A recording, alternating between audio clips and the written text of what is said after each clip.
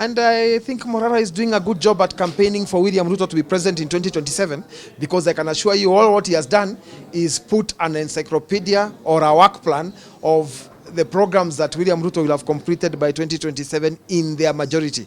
So that then in 2027, I hope Morara will go around and say, I'm sure what the script he will use then, and I can help him with an opening remark, will be, I said this and government did, because government will actually do. I love what he's doing.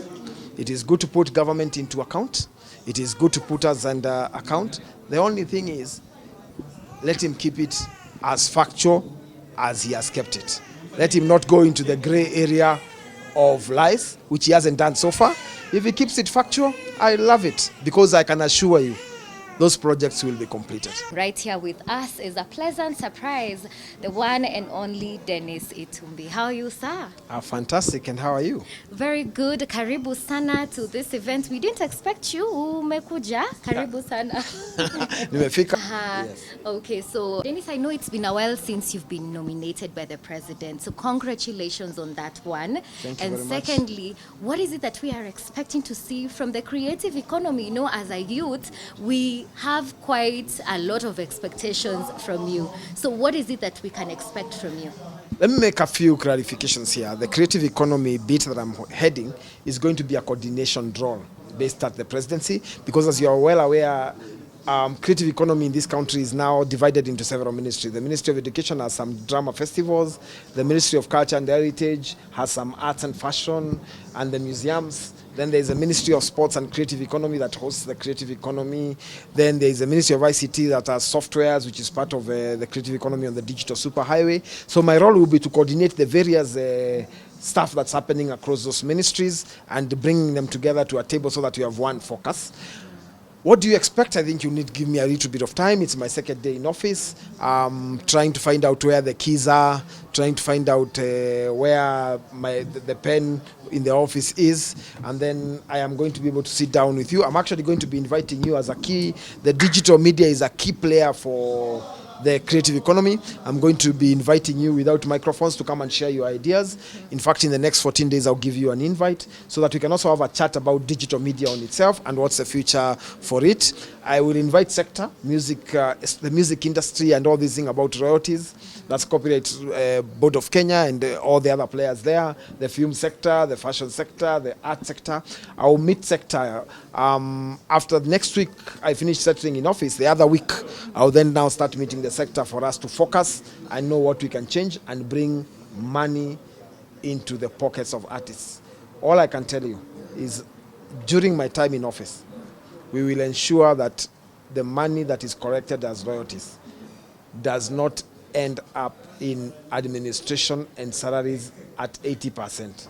We will turn that to be 80% to the artist's pocket and 20% can be used to administer the cost, or even less than that. So my focus is the artists in this country should not only be celebs, they should also be wealthy. And looking at the current creative industry, what do you have to say about it, like the current creative industry? I will be inviting you for a meeting where I will get you into the details for it. I decided to give you a frame on top, but I also have another office. I have creative economy and I am also the head of the presidential special projects. Yeah. So now in terms of the presidential special projects, very soon I will be giving you what exactly I'll be focusing on. I already know what exactly the focus is on, and I am going to be bringing you on board to assist us deliver on that. But I can assure you this will be an interesting, if you haven't found government interesting, prepare yourself for a very interesting time from government. Now, among all the people, you know, we have quite a number of people the president would have nominated on that particular position, but he chose you, Dennis. What trait or what skill do you possess you feel that you are fit for that? First of all, my background is creative economy. Basically, I have been a writer. In fact, my first job in journalism was a theater writer. I have been an actor. I have scripted plays. I've scripted a few short movies. I have participated in training for the creative economy. And basically, this feels like fish in water. Okay. Oh, I like that. We can't wait to see what you do to that, Dennis. Now, allow me to talk about Russia, what has happened today. maybe you could comment on that. And also there is an uproar from the public regarding what the government has done donating food. What do you have to say about that? Matters of the government spokesman, I'll leave to him to advance. But however, allow me to condole with the families that have been affected. It is a very, very tragic thing that happened today. I have found myself saying a prayer at every moment, even when I'm walking, because I just can't believe or describe the pain that I felt in the morning when I first watched the news that were coming in from Kieni in Nyeri. And I can only really empathize with the children. As you're well aware, the president has just signed 3 days of mourning for the children, that for the country to join the families that have been affected. So the president declaring that from Monday to Wednesday, the country is going to go into national mourning. The flags are going to fly half-mast, so that then we can join the families in mourning and also strengthen them.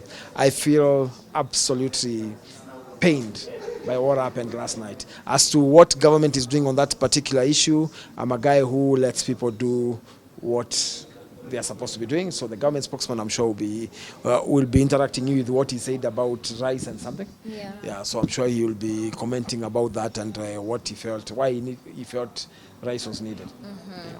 Okay, Dennis, as we let you go, allow me to ask you, because you are quite a target on social media, and all this backlash that you get. How do you handle that?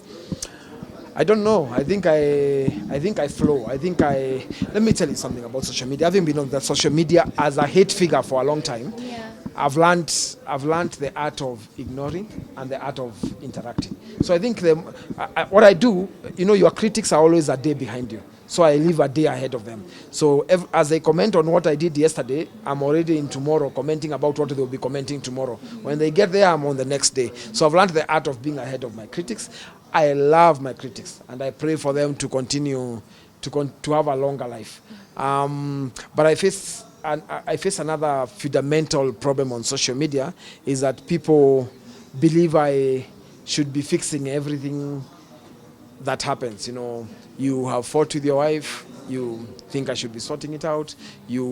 Everything that happens on earth, and I'm around, the guy they come to, and I welcome them. I try very much not to be everything to everyone, but I try as much as possible to respond where I can. My only regret about social media is that I can no longer respond to all my inbox messages.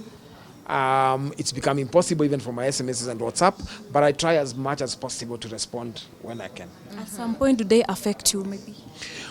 Well, I don't think so. I think I'm a tough metal. So I think it's very hard to first, it's very rare you get me annoyed, so it's very hard to annoy me. Then it's very hard to get into my psyche by the written word. The only written word that gets into my psyche is the Bible. The rest of things, you can compose compositions. I will reply with an equal good composition. Choose a word, any word. Underestimate.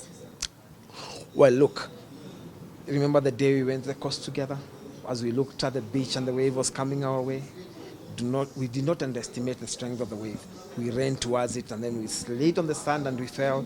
And as we fell, the wave kept coming our side and swept above us. As we looked into each other's eyes, I saw myself standing inside your eyes, my feet touching your heart.